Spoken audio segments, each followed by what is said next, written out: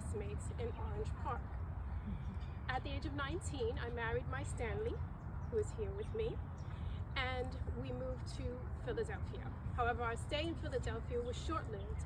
We left shortly after the death of our first and only child. We needed a change of scenery and a change of pace, and so we relocated to Panama, where Stanley was given a lucrative contract working on the Panama Canal in commercial painting. The scene there, the international community, was quite festive. There were many costume balls, parties and such. It was exactly what we needed.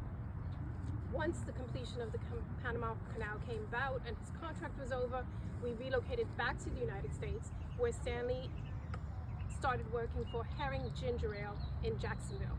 While Stanley was commuting to and from Jacksonville to Orange Park, I was working to make 1200 Plainfield, our new home, into a home because it was just a house. It was quite dark and dreary.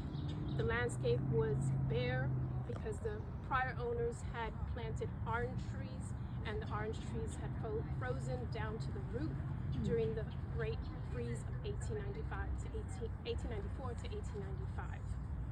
So I got a catalog and purchased everything from bookcases to windows, doors, everything that I could find to redo the interior of the house. When everything arrived by boat from Jacksonville, I hired local carpenters to redo the inside of the home. I also asked them to build a sunroom on the southern side so that I could bring light and sunshine into the home. And finally, I asked them to build a grape arbor. The landscape was bare, and so my neighbors were kind enough to bring me clippings of azaleas and camellias, and apparently I also went into the swamp and got cuttings, which can still be found on the ground. 1200 Plainfield still stands. It is the oldest standing home still in existence in Orange Park. In the later years, Stanley purchased a property on the corner of Kingsley and Doctor's Lake. It was an old store.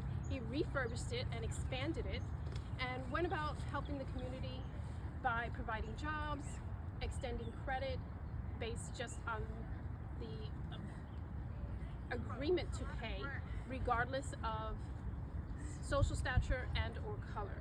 I also helped by coming in and helping adult customers learn how to read, and so we gave back to our community in this way. I also enjoyed in the later years, once the grapes were ready to be harvested, hiring young boys in the community to come and pick the grapes, and as they picked the grapes, I asked them to whistle because it brought me joy.